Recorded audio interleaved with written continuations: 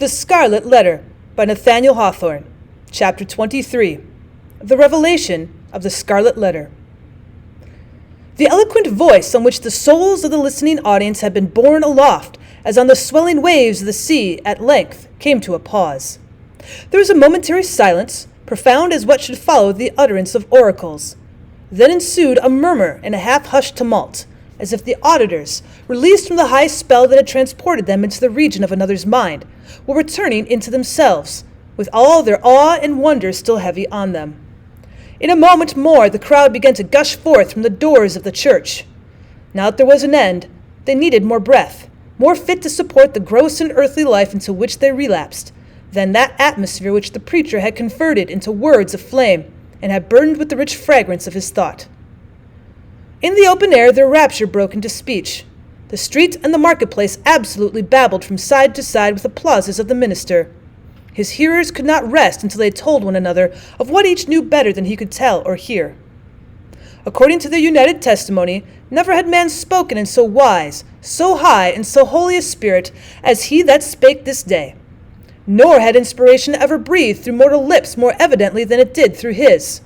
Its influence could be seen, as it were, descending upon him, and possessing him, and continually lifting him out of the written discourse that lay before him, and filling him with ideas that must have been as marvelous to himself as to his audience. His subject, it appeared, had been the revelation between the deity and the communities of mankind, with a special reference to the New England which they were here planting in the wilderness.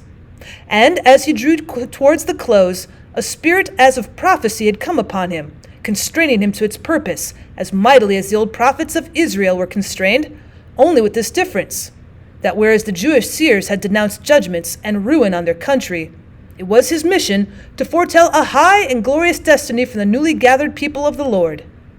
But throughout it all, and through the whole discourse, there had been a certain deep, sad undertone of pathos, which could not be interpreted otherwise than as the natural regret of one soon to pass away.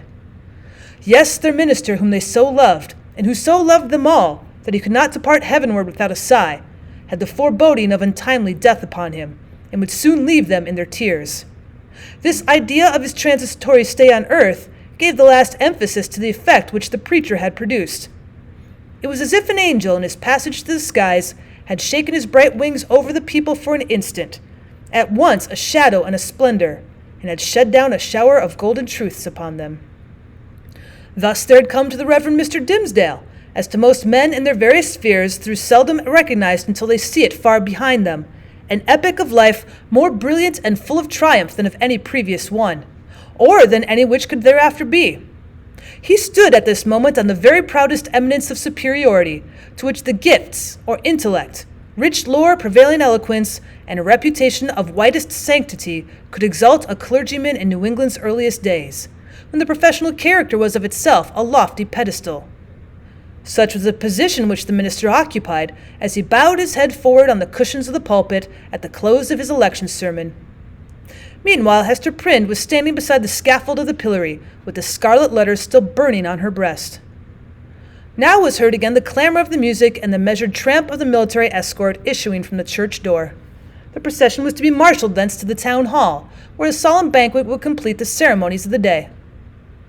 Once more, therefore, the train of venerable and majestic fathers were seen moving through a broad pathway of the people, who drew back reverently on either side, as the governor and magistrates, the old and wise men, the holy ministers, and all that were eminent and renowned advanced into the midst of them. When they were fairly in the marketplace, their presence was greeted by a shout. This, though doubtless it might acquire additional force and volume from the childlike loyalty which the age awarded to its rulers, was felt to be an irrepressible outburst of enthusiasm kindled in the auditors by that high strain of eloquence which was yet reverberating in their ears. Each felt the impulse in himself, and in the same breath caught it from his neighbor. Within the church it had hardly been kept down.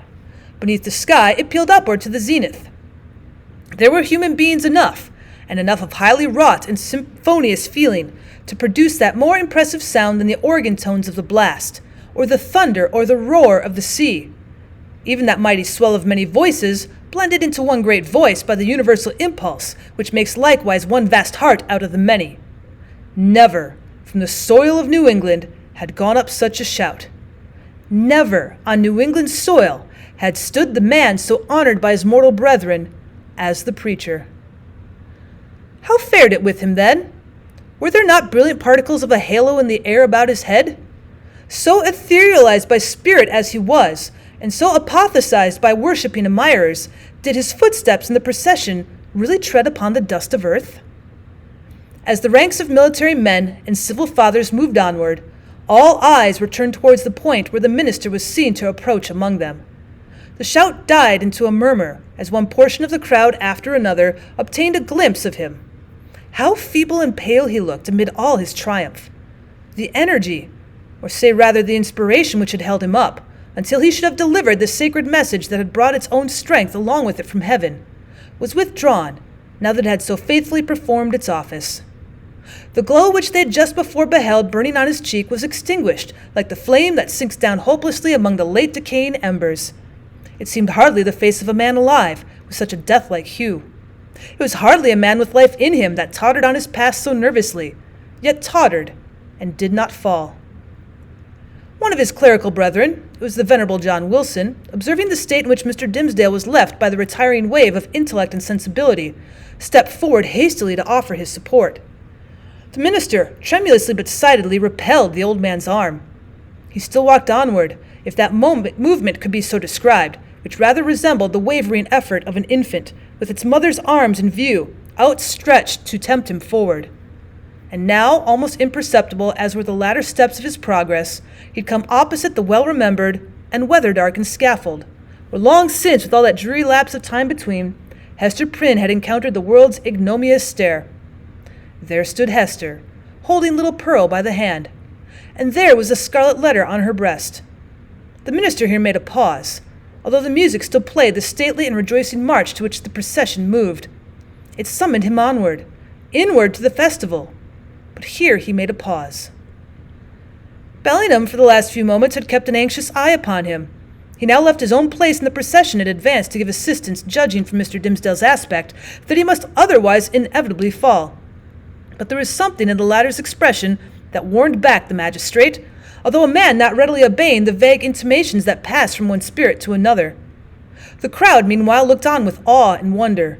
This earthly faintness was, in their view, only another phase of the minister's celestial strength. Nor would it have seemed a miracle too high to be wrought for one so holy, had he ascended before their eyes, waxing dimmer and brighter, and fading at last into the light of heaven. He turned towards the scaffold and stretched forth his arms. "Hester," said he, "come hither. Come, my little Pearl." It was a ghastly look with which he regarded them, but there was something at once tender and strangely triumphant in it. The child, with the bird-like motion which was one of her characteristics, flew to him and clasped her arms about his knees. Hester Prynne, slowly as if impelled by inevitable fate and against her strongest will, likewise drew near, but paused before she reached him. At this instant that old Roger Chillingworth thrust himself through the crowd, or perhaps so dark, disturbed, and evil was his look, he rose up out of some nether region, to snatch back his victim from what he sought to do. Be that as it might, the old man rushed forward and caught the minister by the arm. "Madman, hold! What is your purpose?" whispered he. "Wave back that woman. Cast off this child. All shall be well. Do not blacken your fame and perish in dishonor. I can yet save you. Would you bring infamy on your sacred profession?" "Ha, tempter! Methinks thou art too late," answered the minister, encountering his eye fearfully but firmly. "The power is not what it was. With God's help, I shall escape thee now." He again extended his hand to the woman of the Scarlet Letter. "Hester Prynne," cried he with a piercing earnestness, "in the name of him so terrible and so merciful, who gives me grace at this last moment to do what, from my own heavy sin and miserable agony, I withheld myself from doing 7 years ago, come hither now and twine thy strength about me. Thy strength, Hester, but let it be guided by the will which God hath granted me. This wretched and wronged old man is opposing it with all his might, with all his own might and the fiend's. Come, Hester, come! Support me up yonder scaffold." The crowd was in a tumult. The men of rank and dignity who stood more immediately around the clergyman were so taken by surprise, and so perplexed as to the purpose of what they saw, unable to receive the explanation which most readily presented itself, or to imagine any other, that they remained silent and inactive spectators of the judgment which Providence seemed about to work. They beheld the minister leaning on Hester's shoulder, and supported by her arm around him, approach the scaffold and ascend its steps, while the little hand of the sin-born child was clasped in his. Old Roger Chillingworth followed as one intimately connected with the drama of guilt and sorrow in which they'd all been actors, and well entitled, therefore, to be present at its closing scene. "Hast thou thought the whole world over?" said he, looking darkly at the clergyman. "There is no one place so secret, no high place nor lowly place, where thou couldst have escaped me, save on this very scaffold." "Thanks be to him who hath led me hither," answered the minister. Yet he trembled and turned to Hester with an expression of doubt and anxiety in his eyes, not the less evidently betrayed that there was a feeble smile on his lips. "Is it not this better," murmured he, "than what we dreamed of in the forest?" "Oh, I know not," she hurriedly replied. "Better, yea, so we may both die, and little Pearl die with us." "For thee and Pearl, be it as God shall order," said the minister. "And God is merciful. Let me now do the will which he hath made plain before my sight. For Hester, I am a dying man, so let me make haste to take my shame upon me." Partly supported by Hester Prynne, and holding one hand of little Pearl's, the Reverend Mr. Dimmesdale turned to the dignified and venerable rulers, to the holy ministers who were his brethren, to the people whose great heart was thoroughly appalled, yet overflowing with tearful sympathy, as knowing that some deep life matter, which if full of sin was full of anguish and repentance likewise, was now to be laid open to them.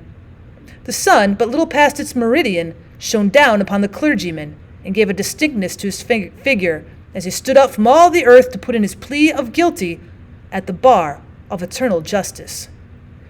"People of New England," cried he with a voice that rose over them, high, solemn, and majestic, yet had always a tremor through it, and sometimes a shriek, struggling up out of a fathomless depth of remorse and woe. "Ye that have loved me, ye that have deemed me holy, behold me here, the one sinner of the world. At last, I stand upon the spot where 7 years since I should have stood, here with this woman, whose arm, more than the little strength wherewith I have crept hitherward, sustains me at this dreadful moment from grovelling down upon my face. Lo, the scarlet letter which Hester wears. Ye have all shuddered at it. Wherever her walk hath been, wherever so miserably burdened she may have hoped to find repose, it hath cast a lurid gleam of awe and horrible repugnance round about her.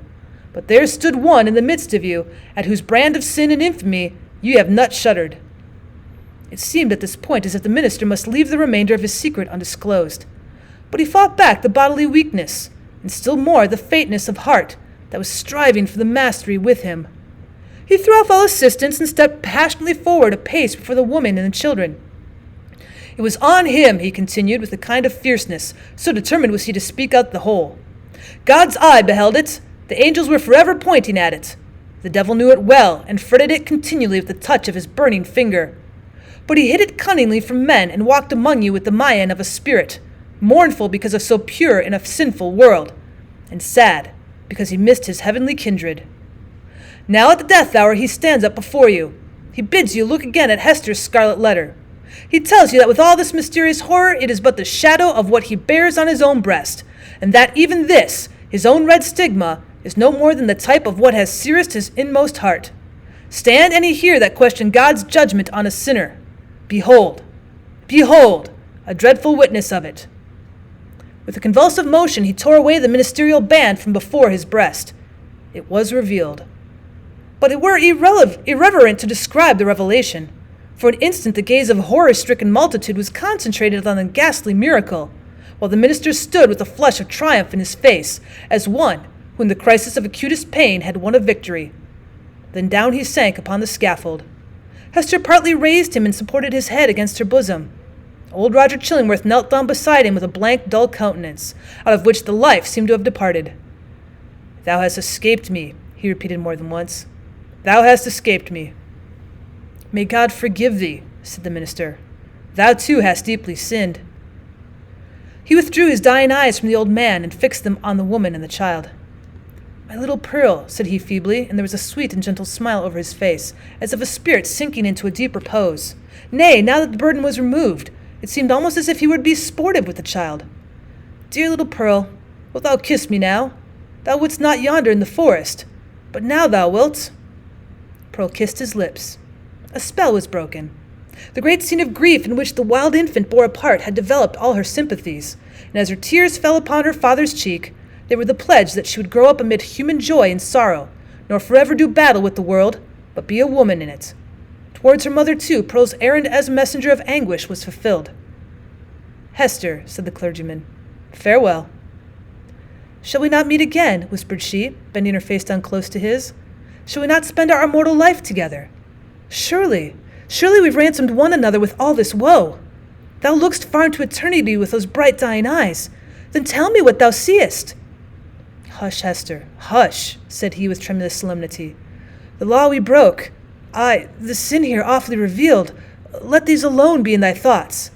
I fear it may be that when we forgot our God, when we violated our reverence for each other's soul, it was thenceforth vain to hope that we could meet hereafter in an everlasting and pure reunion. God knows, and he is merciful. He hath proved his mercy, most of all in my afflictions, by giving me this burning torture to bear upon my breast, by sending yonder dark and terrible old man to keep the torture always at red heat, by bringing me hither, to die this death of triumphant ignominy before the people. Had either of these agonies been wanting, I had been lost forever. Praised be his name. His will be done. Farewell." That final word came forth with the minister's expiring breath. The multitude, silent till then, broke out in a strange, deep voice of awe and wonder, which could not as yet find utterance, save in this murmur that rolled so heavily after the departed spirit.